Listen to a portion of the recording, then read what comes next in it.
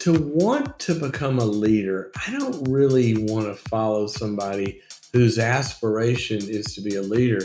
I want to follow somebody who has a compelling vision that has to be done, and they're good at engaging others to come with me, and let's go make a difference in people's lives.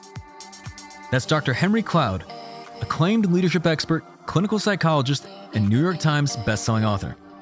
So if you want to know if you're a leader or not, turn around, see if anybody's behind you.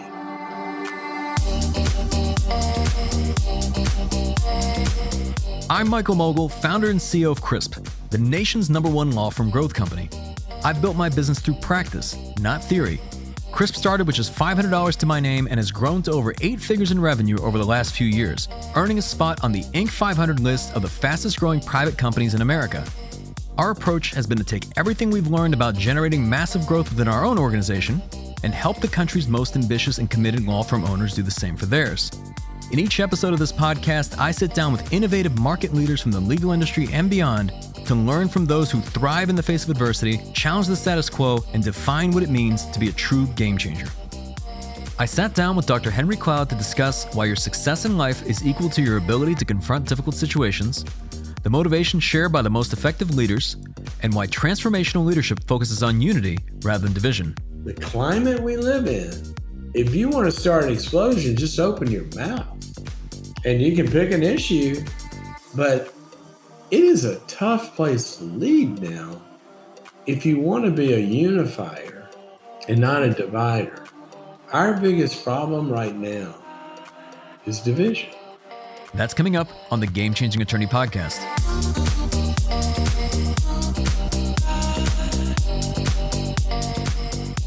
Dr. Henry Cloud is a world-renowned author whose 45 books have sold over 20 million copies worldwide.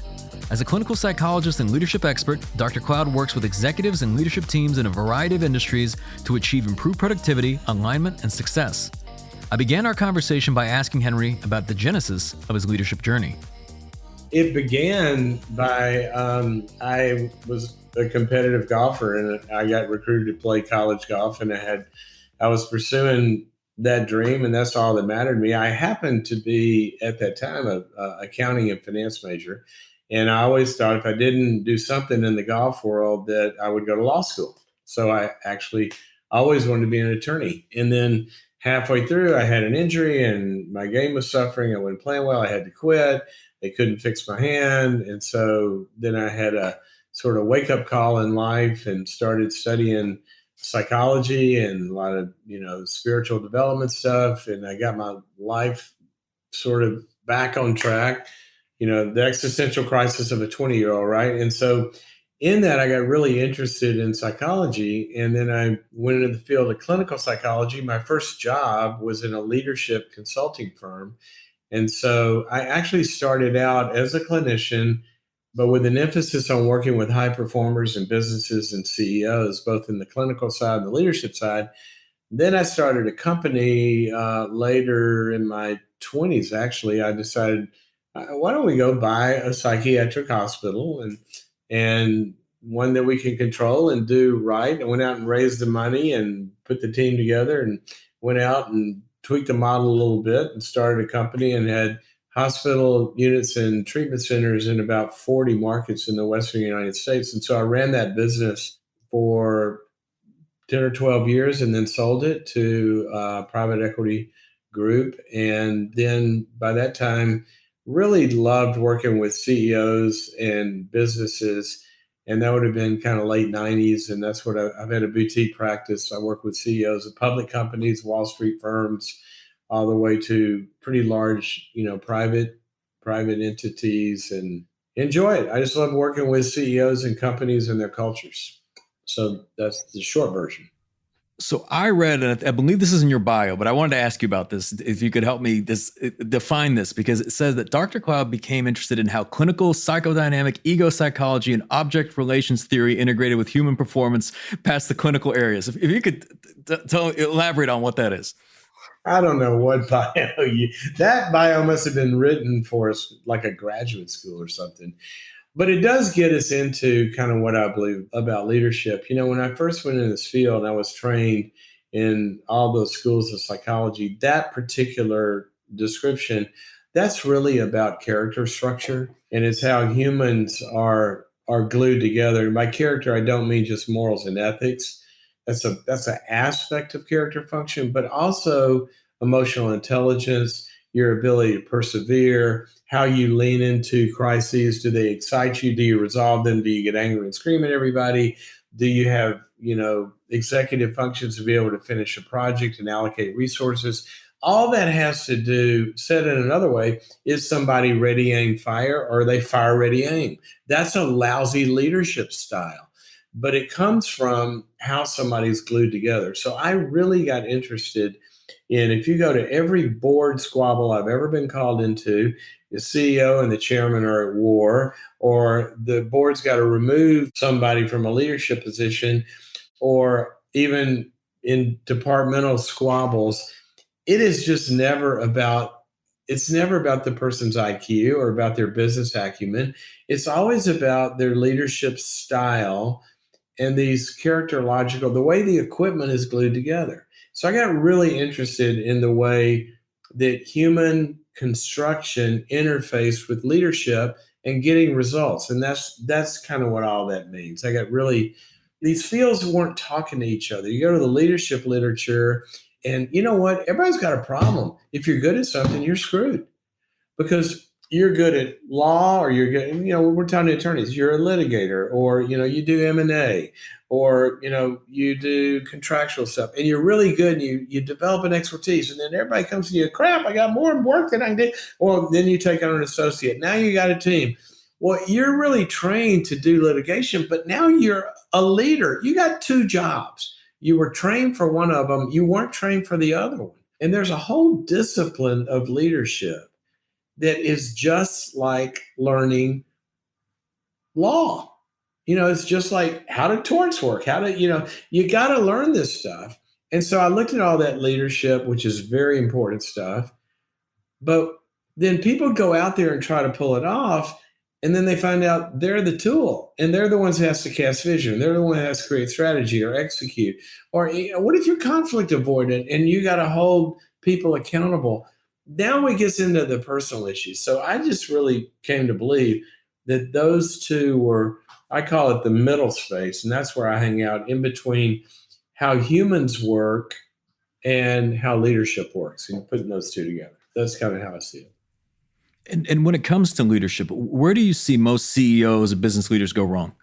They create teams and organizations in their own image, meaning that every CEO, every leader is going to have some signature strengths, right?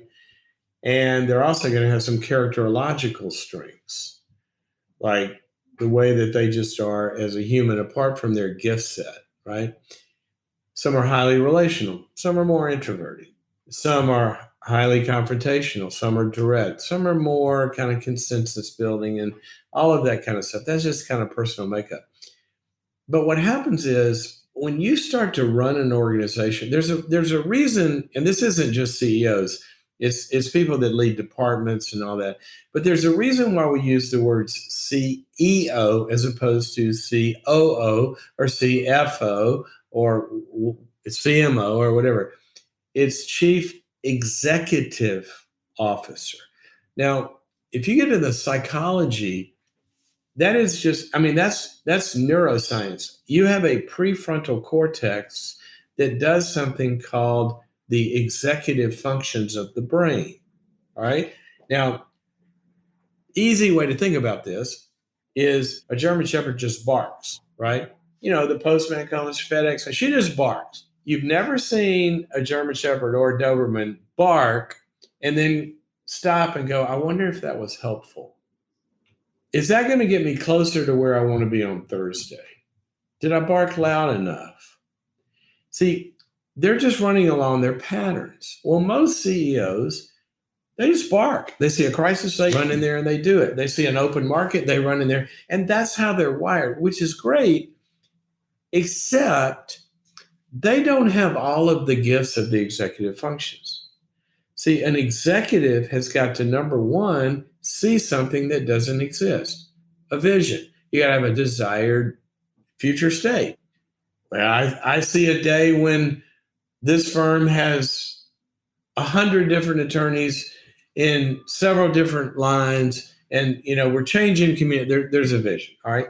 Well, then what does your brain do? If my brain says I'm going to walk from here to there, the next thing my executive functions do is they don't just start walking. Your brain can't walk. It's got to pull the talent together. So now I'm going to need a couple legs. I'm going to need a couple arms. And now, okay, I got my team together. Well, you got to motivate that team too. You got to send out impulses and get them going. You got to keep them engaged. So now we start walking. Well, how are we going to get there? Am I going to walk? Am I going to skip? Am I going to ride a bicycle? No, you come up with a strategy and a plan. Well, you start doing that. What if you wander off? Well, you better be measuring the right things and then holding yourself accountable, and then you fix it. That's what an executive does, all 5 of those functions. Well, I've never met a CEO that had all 5 of those strengths: vision, engaging talent, strategy and execution, measurement, accountability, and fixing and adapting. Some of them are visionaries and they just launch off. They wouldn't know a strategy if it hit them in the head. Some people are very strategic and they make plans all the time, but engaging talent, they're not. So CEOs they'll try to turn everything into the way they are instead of getting above it and saying, okay, I'm not good at this, but my firm, my company, my business, my department, I got to make sure all these things are happening. And once they do that, then you can fix any of them as long as they're not an idiot. And I want to talk about how people grow and develop, and even the importance, before you lead anybody else, the importance of leading yourself. I saw you post the other day that it's hard to get better at something when you think you don't have a problem, and I'm curious if that's step one in that self-awareness. Well, it's self-awareness, but it's also situational awareness, and it's also other awareness. So, it's interesting. I've done a lot around and with the Navy SEALs, and my brother-in-law was a SEAL, actually, and we lost him in 2008. He was killed in Iraq. This is interesting. When a SEAL lands, they parachute in and they land behind enemy lines. They look at their little pocket, GPS equipment, and instantaneously, and I used to say they asked 3 questions, and one of them told me, we don't do them in an order. You got to know all those 3 things at once. Here's the 3 questions. Number 1, where am I? See, if I've landed behind, if I'm on Osama bin Laden's roof, I need to know that. Okay. So what's my situation? What's reality? As Max Dupre said, the first step of leadership is to define reality. That's the situation, who I am, what I'm in, all of that kind of stuff. So where am I? Second thing is, where's the enemy? I better know where the danger is, right? But the third question, and the most important question, is where's my buddy? Because if I don't know the answer to the first 2, but I do know the answer to the third one, they can tell me where I am and tell me where the enemy is. So when we're talking about, you hear a lot about self-leadership. Well, self-leadership, I understand what people mean by that in emotional regulation, impulse control, all that kind of stuff of being in what we call broadly emotional intelligence and self-control, self-regulation, really. But that only comes in the context of relationship. And so another place you said, what's the biggest mistake CEOs make, is they do it in a vacuum. You've heard them say, it's lonely at the top. Well, it better not be. I'm serious. If you mean it's weighty at the top, yeah, it's weighty. But if you're carrying that weight by yourself, you shouldn't be. And if you're lonely, that means that what president's going to go to war without the Joint Chiefs around them?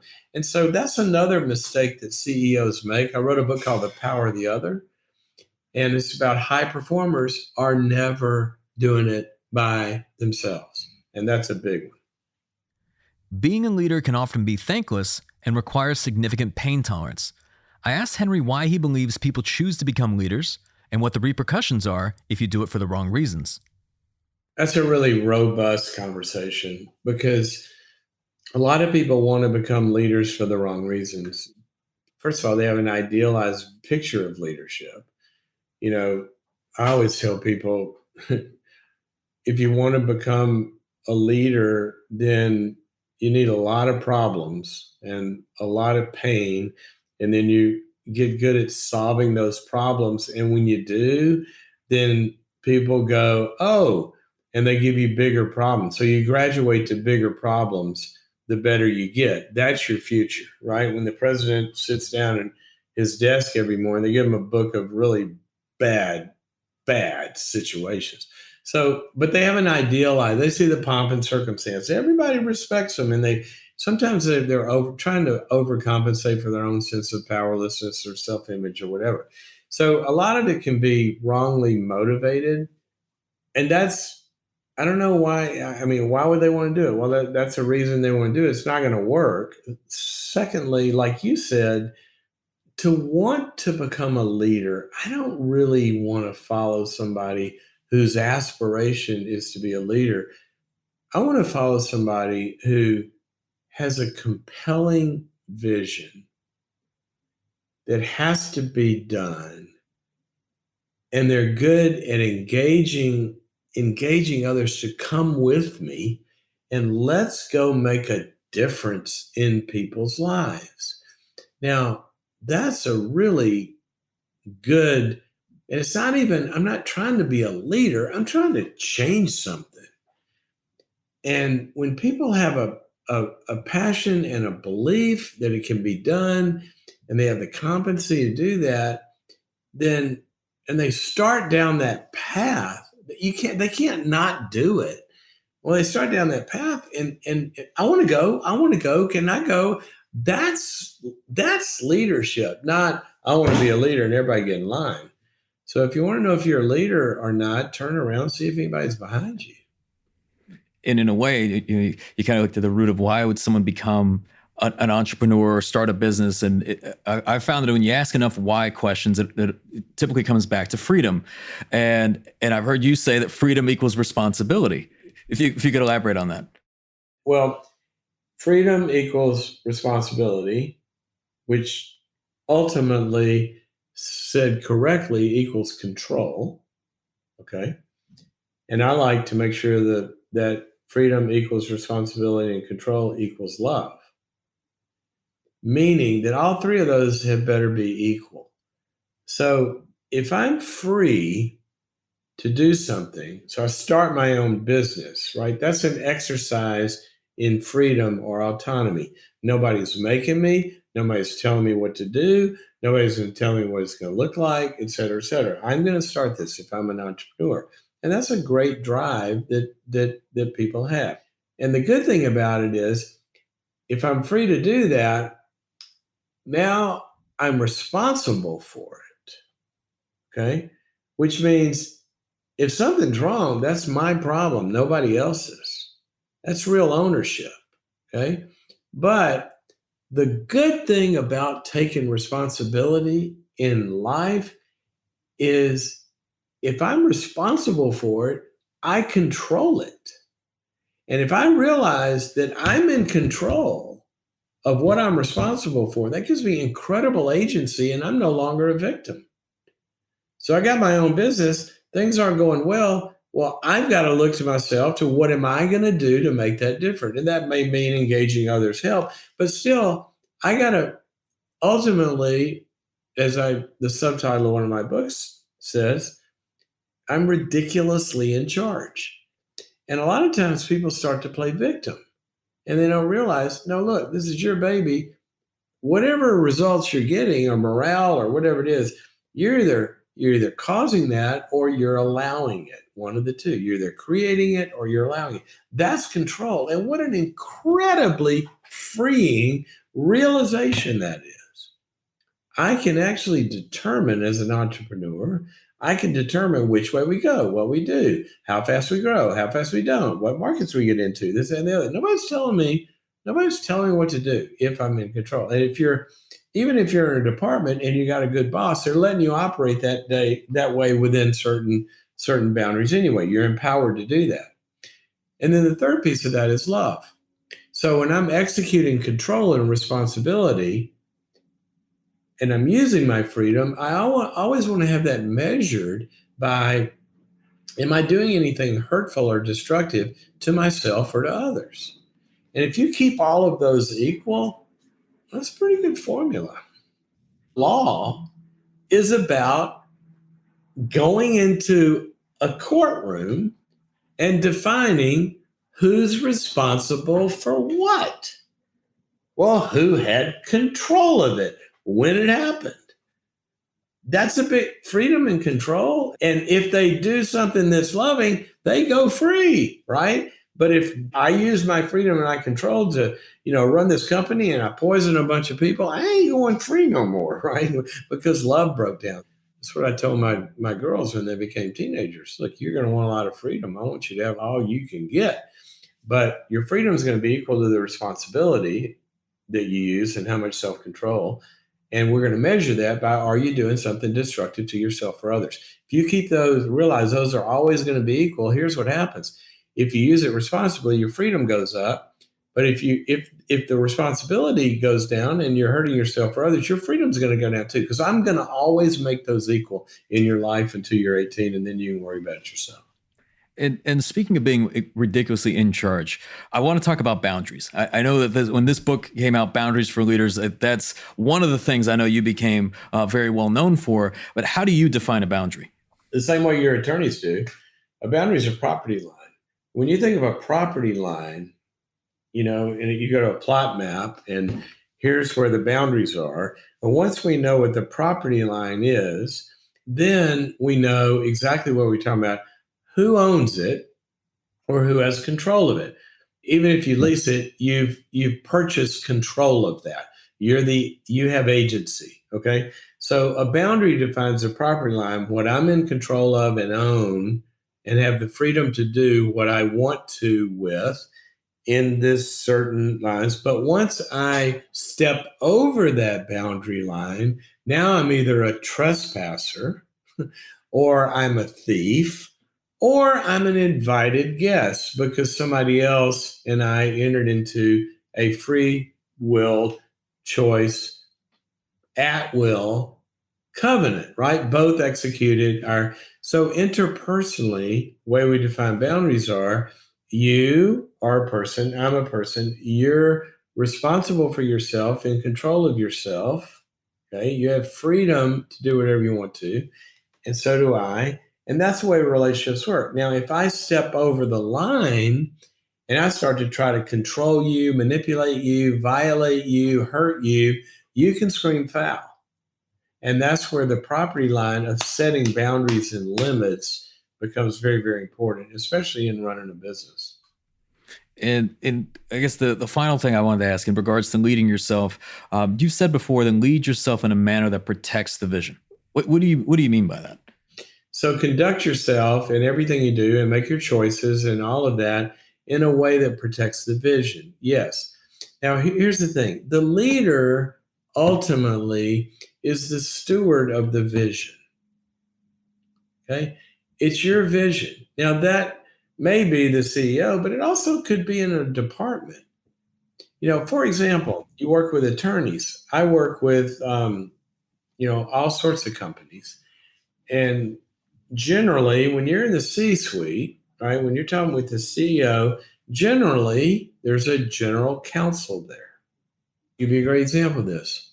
Public company, everybody would know their name. They got a new general counsel, and we're doing an executive team retreat.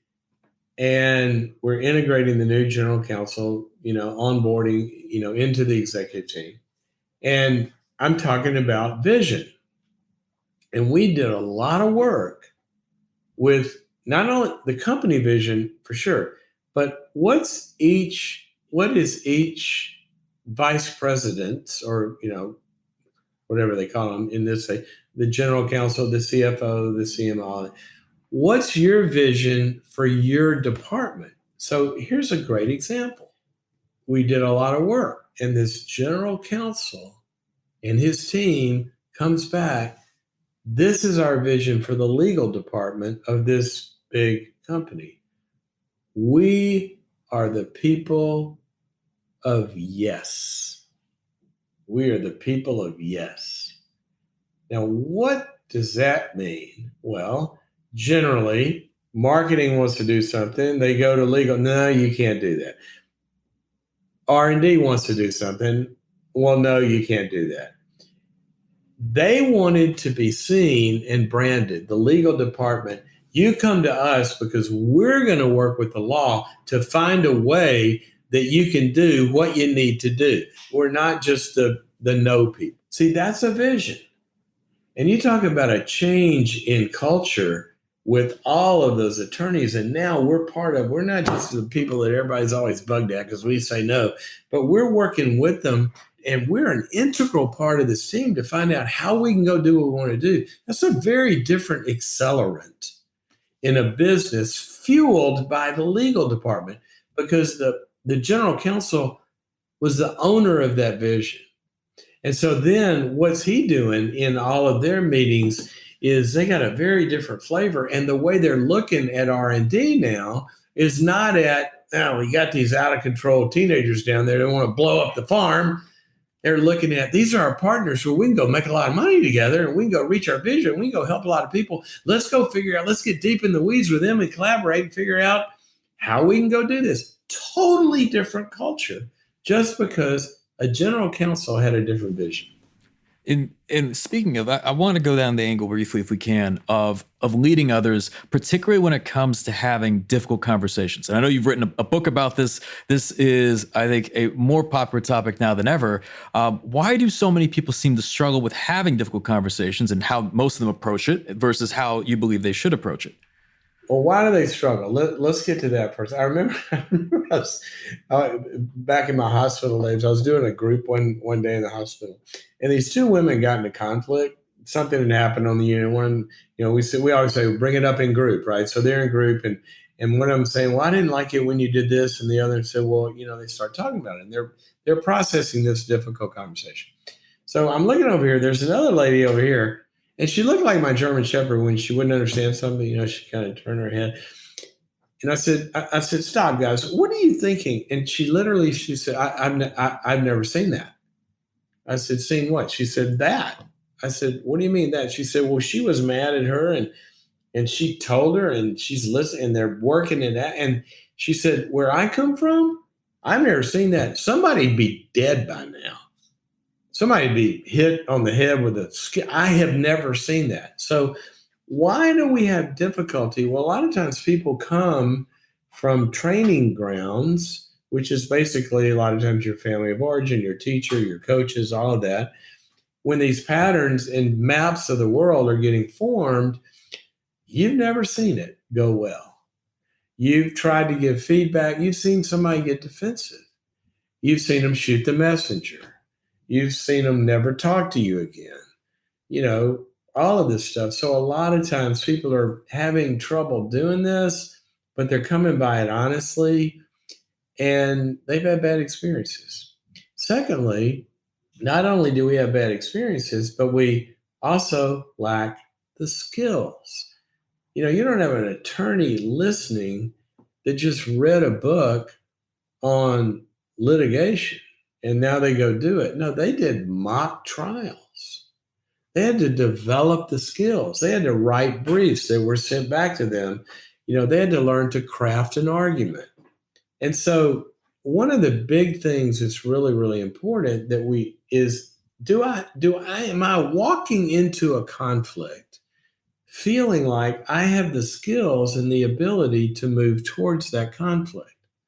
So bad experiences, lack of skills. And thirdly, we have our own triggers. I mean, every human, you punch the right button and the brain shuts down and the reptile brain leaps into control, which is fight or flight or freeze. And so when you're fight or flight, you're going to push and destroy with anger and persuasion and debating and making somebody see your point, all the things that don't work. Or you're going to fight, you're going to withdraw and be silent and not say what you wish you said you had and walk out of the room and think, Dad, gummit, why didn't I say? Because the reason is your brain wasn't working. And it's not working because there's anxiety. And we change that by doing the things that I was talking about. So we overcome our maps and we learn skills and we practice. So now you got attorneys who've been doing this for 20 years. They walk into a courtroom, they're not afraid. Well, the first time they walked into a courtroom, they probably had to wear Depends. I mean, they were, there's a lot of anxiety. Well, we get better at it, the better we get at it. So that's why. And you know what? Here's another thing. A lot of it's the mindset. You take a seasoned attorney. This is what I love about attorneys is, everybody rags on attorneys. Well, everybody rags on them until you need one. Okay. And what does a great attorney do? You're going to find yourself a lot of times, if you do anything, you run businesses or all of us that have built stuff and run stuff, you're going to find yourself in conflicts, right? And some of these conflicts are with crazy people. Somebody's going to sue you that is crazy. And what they're even claiming is crazy. I remember I said to my attorney one time, had a former employee that was upset about something.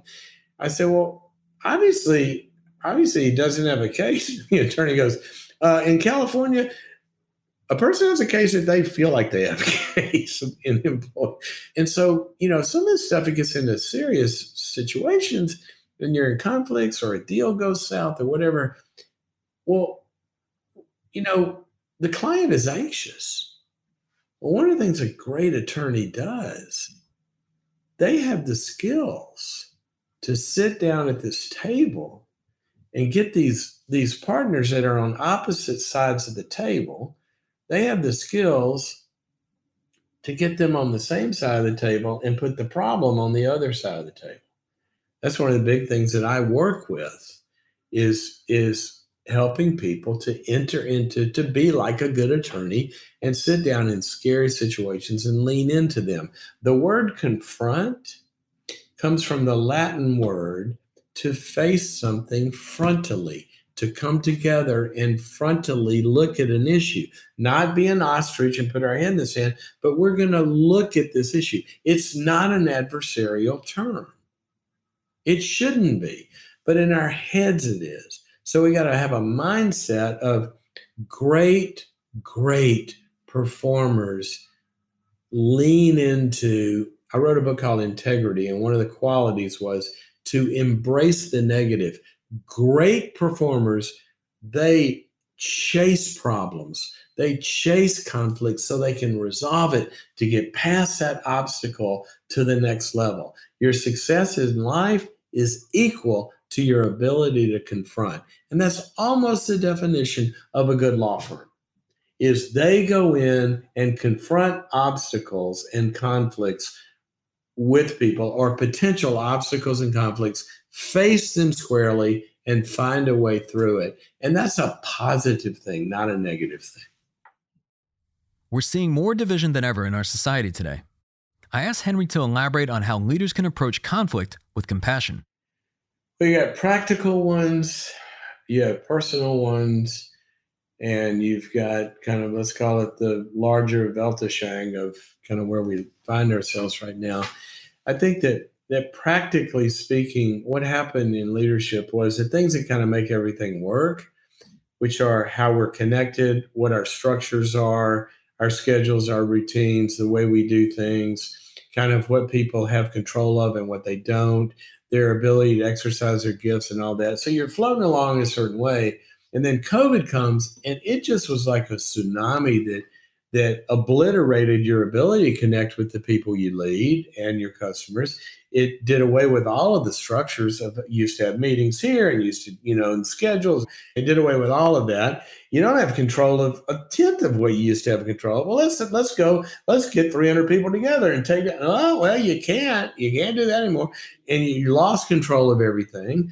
You can't go and execute a lot of things that used to make you thrive. And so leaders, and when I talk about it with leaders, I go deep dives in those categories. And how can you bring these things back into your organization so people can actually thrive and you can get results? So you got that. That's one of the big challenges. The other big challenge is We normally have 17, 18% of people in the United States that would meet criteria for depression or anxiety or an addiction. And now last year, I hadn't seen the numbers recently, but it's over 40% of Americans reach that criteria. So you got a lot of personal pain out there. And if leaders aren't listening and oriented to and helping both inside the tent and in their customer base, as well as their supplier and vendor, everybody in your whole business milieu, you're going to run into a lot of this stuff, and you need to be equipped and oriented to deal with that. And then thirdly, I mean, don't strike a match outside today because there's a gas leak out there. And what I mean is the climate we live in, if you want to start an explosion, just open your mouth. And you can pick an issue, but it is a tough place to lead now. If you want to be a unifier and not a divider, our biggest problem right now is division. And you see it around executive teams, you see it around families, you see it around extended families, you see it in companies, you see it in the society, where if we can't find leadership, so you got people, Harvard defines a difficult conversation as when you have something that really matters, the stakes are high, you have high emotions about it, and you have different perspectives. That's when you have a difficult conversation. All right. Well, that's where we find ourselves in multiple issues. So take COVID, take vaccination, take, masking, take whatever you want to take. The stakes are high. It matters whether or not somebody gets this thing. It matters. Stakes are high. The business stakes are high in how you handle whether we open or where we go. The stakes are high. Number two, the emotions are high. This is not a neutral topic. And thirdly, there's different opinions. You put those two together, you have a combustible array of stuff. Now, when I go into a situation like that, because my job a lot of times is to, whether it's boards and CEOs or departments or executive teams or whatever, my job is to take all of those ingredients, as are a lot of your attorneys, to take all of those ingredients, okay, and rearrange the way we're putting the molecules in there to where it comes out with something that doesn't explode, is kinetic energy to drive something positive forward. That's what a good facilitator does with a difficult conversation. So what we need out there right now and what we need inside is we need leaders that are able to take the divide and sit above it and are transcendent to the positions, but they're united or they're leading towards the higher purposes and the higher goals, and be able to bring those positions together to get to the mutually desired upon result. Okay. And we don't have leaders like that. A lot of times we have leaders that fuel the divide, because this greatest psychological tool, one of them, the bad one, the greatest bad one, is the victim, persecutor, rescuer triad. And that's when and leaders do this all the time, they'll take a group that feels like they're victimized, or they will convince them that they are. And these are the bad guys over here, and I'm going to step in and be your rescuer. Okay, so now I'm in power, right? Well, that's not what a good leader does. A good leader transcends the divide and pulls everybody into unity. Now, in that, they will execute justice. If somebody's getting victimized, they won't allow that. Okay, but they will execute it in a way that also tries to redeem the whole picture. And we don't have a lot of that happening right now. We got division upon division upon division. We need transcendent leadership that can bring people back together. Why do you believe we're not seeing more of that unification, if you will? Is it just easier to be divisive in the sense? Is it just kind of a lazier way to lead, or is it more effective, perhaps? Well, it doesn't pay well, right? My point being, how many, how many job openings does one side post that says, "Hey, come help me get along with that group over there," right? So, in that's part of the problem. They're looking for the leader that can squash the other guy.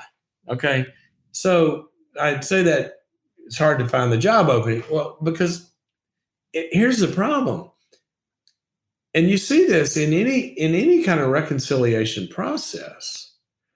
What a reconciler's got to do is got to go get each side really hearing and understanding where the other side is coming from, even if you don't agree with it. Well, in today's world, if you just try to even acknowledge something from the other side, well, let's listen to that. What is this concern? You are canceled. You're gone. I mean, I literally did a post on one of my things about the importance of compassion in resolving a conflict. Okay, that is a neurological fact, right? I did a post about use compassion, it helps, or something. I got one group of hate mail saying, trigger alert, you're telling me to go be compassionate to my abusive, whoever it is. You're trying to get victims hurt. I did not say anything like that. In fact, all of my writings would say the opposite. No, you have boundaries, you have limits. You don't subject yourself to, but that's how the little bitty spark can explode things. It is a very difficult scenario out there, but we need people with the skills who can go out and do it. And I guess that's where the opportunity comes in. Are you optimistic in the years ahead, as from the standpoint of a leader and their role in helping to solve this? I am optimistic, but I'm optimistic in the way that I know leadership works. Here's what we know about optimism is it fails and it always succeeds. The ones that make things happen are always the optimists, always. Every research project in the world that's ever been done on reaching goals and performance shows that optimists win. Always, always. But optimists fail if they're blind optimists and all they see is the positive.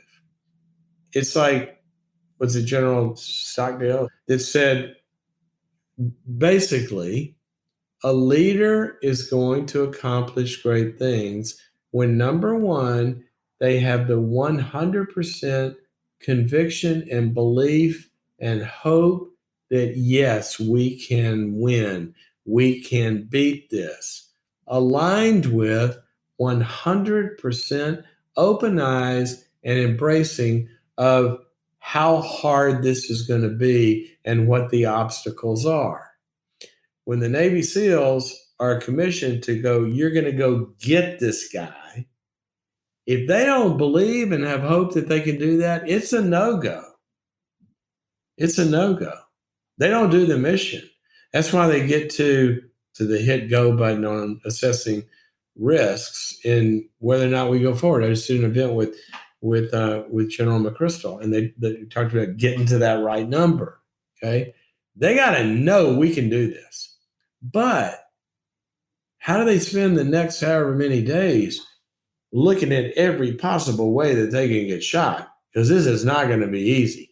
I'm certain we can do it, and here's the obstacles. I'm optimistic when we have leaders that truly believe, and I believe this, I believe that in the universe, good triumphs over evil. But I also believe that in certain compartmentalized spaces, evil can triumph over good if it's compartmentalized in a closed system and doesn't have access to redemptive forces. That's why in a company, you can't have division, for example. So I believe that good is stronger than evil. There's no such thing as darkness. That doesn't exist. When does it get dark? when light isn't there. Okay, so am I optimistic that light dispels darkness? I know that's true. The question is, do we have the people that know how to shine the flashlight in a way that doesn't get them shot at or blinds the people that they're trying to get together? It's a tough moment, but yeah, I'm optimistic. We've always done it. Why? Well, from my perspective, this isn't our place anyway. It's God's. And God's got a plan with a lot of what's he always done? He said, you know what? This is a mess. Hey, Moses, you go get him out of that.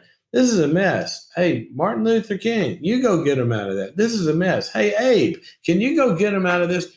And I just have that belief, and I think we're going to see these leaders emerge. And as we come to a close, this being the Game Changing Attorney podcast, what does being a game changer mean to you? You know, we've all had that experience where the game is going a certain direction and something changes the whole game. And now we're losing and now we're winning, or now nothing's happening. Or the second way is, and probably the bigger way, is the way the game is being played gets changed. You know, and Jack Nicklaus did that when I'm a competitive golfer. Jack Nicklaus came along, and at 18 years old, Bobby Jones, the greatest player of all time, said these words: "He plays a game with which I am not familiar." He changed the way it had been played. Okay. But then the third thing and this is what we need today, the third thing that game changer means to me, not only that you change the game, we're losing, now we're winning, to change the way we play the game, we change the game. And today, if we could change the game we're playing from annihilation, shutting down the other side, all that kind of stuff, to the kind of things that we've been talking about.